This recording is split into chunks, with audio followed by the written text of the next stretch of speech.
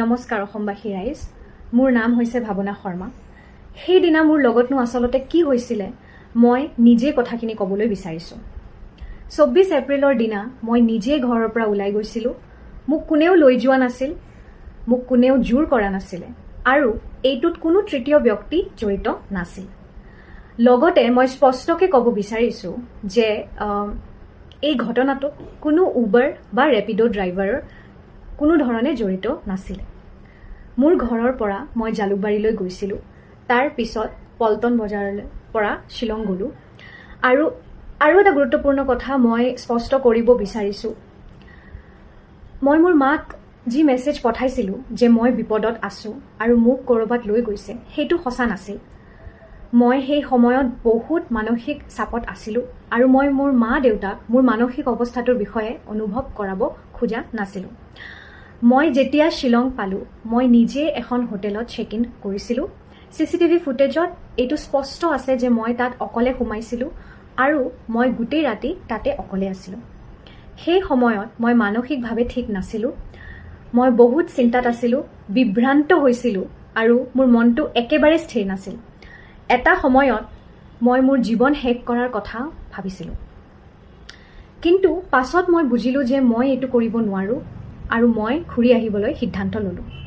পিছদিনা পুৱা মই যেতিয়া ৰাস্তাত আহি বহিছিলোঁ, সেই সময়ত মই এগৰাকী মহিলাক দেখা পাই তেওঁৰ ওচৰলৈ যাওঁ আৰু তেওঁৰ সহায়ত মই মোৰ মাক ফোন কৰোঁ আৰু অসম পুলিচৰ সহায়ত মই সুৰক্ষিতভাৱে ঘূৰি আহিছিলোঁ। এতিয়া মই ক'ব বিচাৰোঁ, এই অৱস্থালৈ মোক কিহে লৈ আহিছিল। 2 বছৰৰ পৰা মই নিহাৰজ্যোতি শৰ্মাৰ সৈতে এটা সম্পৰ্কত আছিলোঁ। এই সম্পৰ্কটো দুয়োপক্ষৰ পৰিয়ালেও জানিছিল, কিন্তু সময়ৰ লগে লগে মই বহুত চাপ, ভয় আৰু ধমকি অনুভৱ কৰিছিলোঁ। মোক কোৱা হৈছিল যে যদি মই সম্পৰ্কটো এৰি দিওঁ তেন্তে মোৰ ব্যক্তিগত ফটো আৰু ভিডিঅ'বোৰ জনসমাজত প্ৰকাশ কৰা হ'ব। লগতে মোক এইটোও কোৱা হৈছিল যে মোৰ বা মোৰ পৰিয়ালৰ ক্ষতি কৰিব। এই সকলোবোৰৰ বাবে মই বহুত দিন ধৰি ভয় আৰু চাপত আছিলোঁ। মই এইবোৰ কথা কাকো ক'ব পৰা নাছিলোঁ, আনকি নিজৰ পৰিয়ালকো ক'ব পৰা নাছিলোঁ। 24 এপ্ৰিলত মই যি পদক্ষেপ লৈছিলোঁ সেইটো এই দীঘলীয়া সময় ধৰি জমা হোৱা ভয় আৰু মানসিক চাপৰ ফল আছিল। মই এতিয়া FIR দাখিল কৰিছোঁ আৰু পুলিচৰ সৈতে সম্পূৰ্ণ সহযোগিতা কৰি আছোঁ। মই জানো যে মই যি মানসিক অৱস্থাত আছিলোঁ সেয়া সকলো মানুহে বুজি নাপাবও পাৰে, কিন্তু যিসকলে এনে অৱস্থাৰ মাজেৰে গৈছে আৰু গৈ আছে তেওঁলোকে নিশ্চয় বুজিব। আৰু মই আন মানুহকো, মহিলা হওক, পুৰুষ হওক বা আন যিকোনো ব্যক্তি এনে অৱস্থাত থাকিলে অনুৰোধ জনাওঁ, দয়া কৰি নিঃশব্দে নাথাকিব।